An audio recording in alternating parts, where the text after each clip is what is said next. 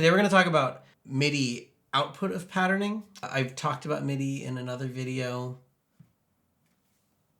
right here, and I'll probably talk about it again.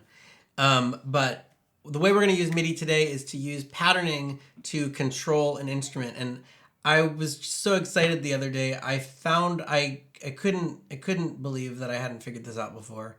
But I can, so the iPad can send out MIDI, and this Syntakt, which is a analog digital hybrid drum machine, like a drum synthesizer with a sequencer in it, has a USB port. And I can just literally go from the output, the USB-C output, into the USB-A input of this and control it with no other MIDI cables. I was really excited. I couldn't believe I didn't think of this before. But the Syntakt actually has like its own USB MIDI driver, so it just shows up as a MIDI interface on the iPad, which is pretty cool. What we're going to do is we're going to use patterning to control the Syntakt.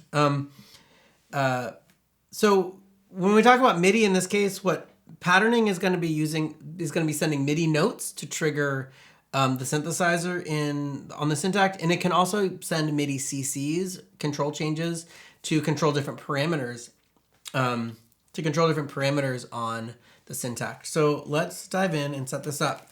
So each of the 8 instrument tracks in patterning can either be a sampler, it can either play back a sample, or it can send MIDI. So I'm just going to go to my first track, and I'm going to go to the MIDI tab here, and you can see the first thing we have here is the track output. We can either set it to audio, which is a sampler, or MIDI, which means it'll send MIDI notes, or both, where it can send both MIDI and audio. So that means that this track now is going to be sending MIDI data over whatever kind of MIDI port we're using. This could be a virtual MIDI port, like between apps. It could be, if you're using patterning as an audio unit that supports MIDI output from the instrument, it'll be sending MIDI out of that audio unit host port. It could be over like a MIDI, like a USB-C to MIDI DIN dongle. It could be to a MIDI interface. So the port is going to be which device we're connected to. If I tap on the port, we actually see here that the Elektron Syntakt shows up as a port. So simply by plugging this in with the USB cable, I'm able to send MIDI data directly from the iPad to the Syntakt. So that's the MIDI port, and you're going to configure that however, based on what kind of device you're using. The next thing is MIDI channel. Now, different synthesizers are going to do this differently. So if I was using this to control, say, like a drum rack, like an Ableton drum rack, in an Ableton drum rack, you have, the note C triggers a kick drum, and the note C sharp triggers a snare drum, and the note D triggers a hi-hat. But those notes are all on the same MIDI channel. So in that kind of scenario, I would set the MIDI channel to 1, and I would be changing this MIDI note to change which sample I'm triggering. But with the Syntakt, it actually uses the MIDI channels to trigger the different instruments on the Syntakt. So if I just play this on MIDI channel 1, it's triggering the first instrument. If I change it to 2, it's triggering the second instrument. So it's using the MIDI channel to address, there's 12 synthesizer instruments on the Syntakt. The first 8 are digital, and the last 4 are analog. So let's use the analog ones, because that's, what we're here for. That might be ironic. So now we're triggering this channel 9, which is one of the analog synth voices on the Syntakt. So I can draw in a beat. And what's great about this scenario actually is that our MIDI note is triggering this kick drum sound, and we can change that MIDI note to change the pitch of it. We're getting pretty low.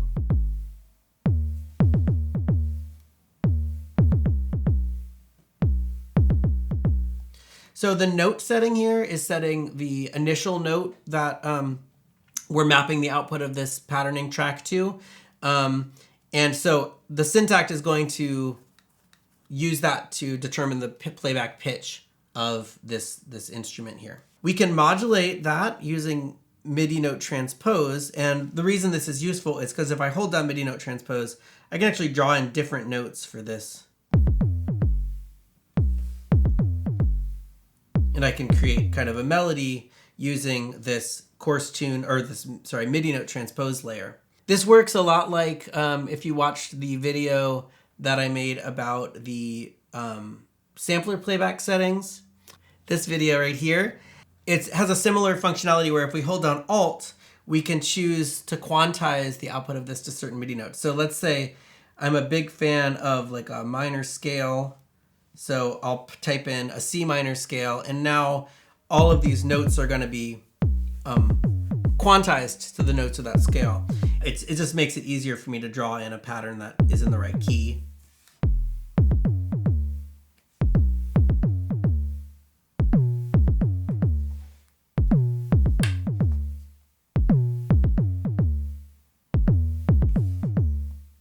Let's go to our second channel in patterning, also assign it to MIDI, and use the Elektron synth. By the way, there is a little shortcut here. If I know I'm gonna just use this one MIDI port in my MIDI select port, I can do apply to all tracks, and that'll set that port on all my tracks, so I don't have to do that every single time. So let's go on our second track. Let's use MIDI channel 10. That should be this sound here.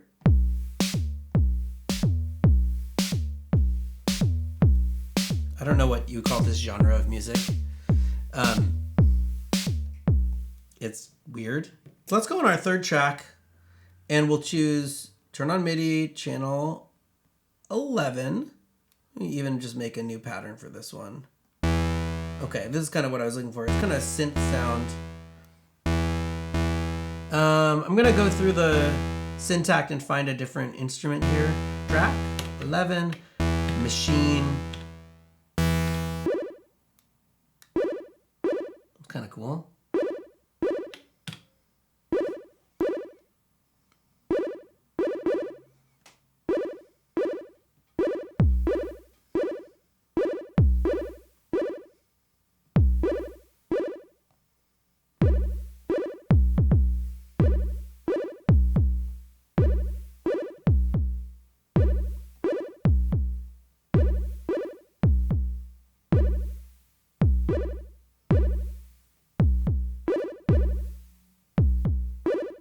Okay, so this synth sound here, you can hear when I play it on the Syntakt, it's a different note because I'm using this note E4 to trigger it. So, well, a couple of things before I talk about the CCs. We have talked about the transpose and the MIDI note, but there's also pitch bend, and so that will detune the note on a given step. And you can kind of hear how it's detuning it off of the pitch. The other thing that we have here is MIDI gate length, and this is basically when you send a MIDI note, you have the MIDI note on message, which says like play the note C at a velocity of 100. And then at some point later, you have to send a MIDI note off message saying stop playing this note C. If you don't ever send that MIDI note off, you can get a stuck note, meaning that the note plays forever. The MIDI note you have to kind of balance out the note ons with the note offs. So MIDI gate length is what percentage of the step length between the note on and the note off. At 50%, which I believe is the default, the MIDI note on will happen at the beginning of the step, and then halfway through the step, it'll trigger the note off. This is more useful with like melodic sounds. So let me actually pick a different synth sound here. I think what am I doing? Because the idea would be that if I have a release, okay. Yeah. So my MIDI gate length is set to 50%. So this note, the MIDI off message happens halfway through the step. But if I set it to 200, what you'll hear is that the MIDI note will last twice as long as it'll last the length of 2 steps.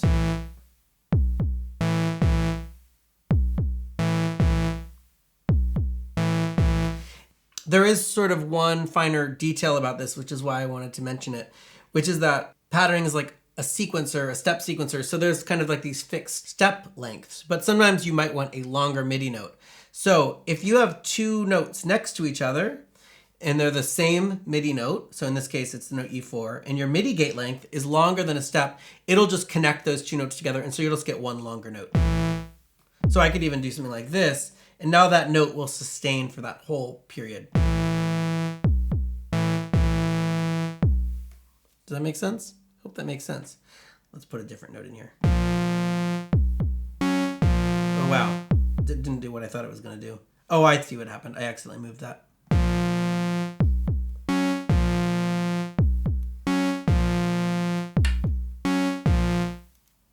Maybe make that twice as long, and then on the second page, let's just turn that off.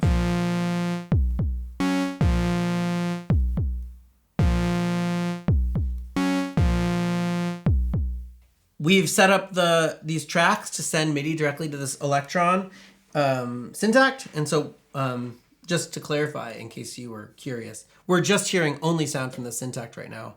All the sound is being generated here, but the MIDI is being sent from the iPad. Before we look at the CCs, there is a little MIDI file shortcut here. If you're doing some MIDI, like this is especially useful for if you're using it on the desktop in a DAW.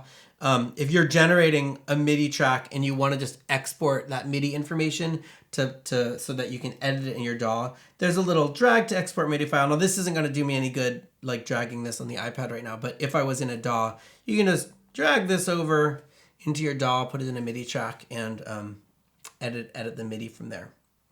So the Syntakt has, each of these synth voices has all these different parameters. So for example, like on this synth page, decay, sweep, dust, whatever that is, overdrive. And all of these parameters are things that have a MIDI CC address. Basically, we can say, control this parameter using MIDI CCs. I went online and I downloaded the Syntakt manual. So on page 111 of the Syntakt manual, it'll tell you that all of these parameters have a CC that can control them. So for example, on our synthesizer, we have each of these like icons here corresponds to one of these 8 knobs, A through H.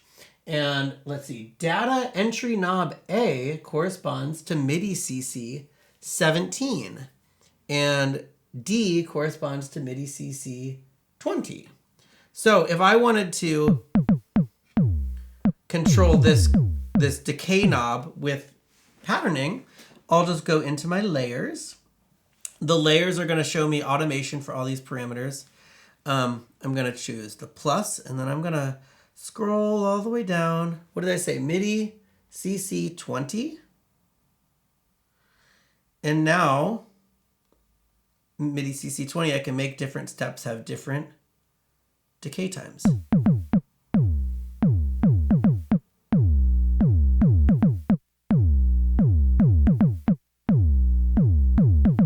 So you can set up CC layers to control the parameters and basically have a patterning as your sequencer for controlling a Syntakt or another drum machine. I know some people have used it with other apps that have different types of drum sounds. Like if you want like a really realistic sounding drum kit, there's like multi-sampled, like jazz kits or whatever, and you can use patterning to trigger those. Let me just talk about one other thing with MIDI output and working with MIDI output and hardware. In addition to sending MIDI notes and MIDI CCs and pitch bend, we can also send MIDI clock. And MIDI clock is a way of synchronizing MIDI devices. The MIDI clock signal is basically a regular pulse that goes with the clock of patterning, and it can be used to drive other clock-based MIDI instruments. MIDI clock is good for hardware. It's good for going from hardware to hardware or from computer to hardware, but it's not good for going from hardware to the computer being an iPad is a computer. So I'm recommending that if you are doing a setup where you have hardware and any kind of computing device, an iPad or a computer, the clock source should be the computer or the iPad, and the clock, the device receiving the clock should be the piece of hardware. There's sort of a really technical reason for this, but essentially that's the most stable way to do MIDI clock, is to have your computer as the controls, as the source. If you're using 2 computers, 2 iPads to try to synchronize time, I would recommend using Ableton Link rather than using MIDI clock. And this is just a limitation of audio buffers and MIDI clock and stuff like that. So Ableton Link is the way to go if you're doing that. That said, if I want to have a patterning project controlling the clock of the Syntakt, in my file drop-down menu of patterning, I can choose clock settings, and I can choose MIDI clock send, and I can enable any send devices. So I can set Syntakt here. I've set my clock send to the Elektron Syntakt, and then in the Syntakt, I just need to go to the MIDI configuration, sync, turn on clock receive, and transport receive. And then let's see if that works. There we go. So now the patterning clock is controlling the clock of the Syntakt, so I could combine them together. And notice if I change, my tempo and patterning, it's controlling the tempo of my Syntakt. So this is great if you want to have kind of like a hybrid setup where you have some beats from patterning, some beats from the Syntakt or other devices, or you want to synchronize like an arpeggiator from a synthesizer. That's another use for the MIDI clock. Yeah, I think that's about it for the MIDI output of patterning. Don't forget to like and subscribe. But if you have any questions, put them in the comments. And I will see you another time. Happy patterning.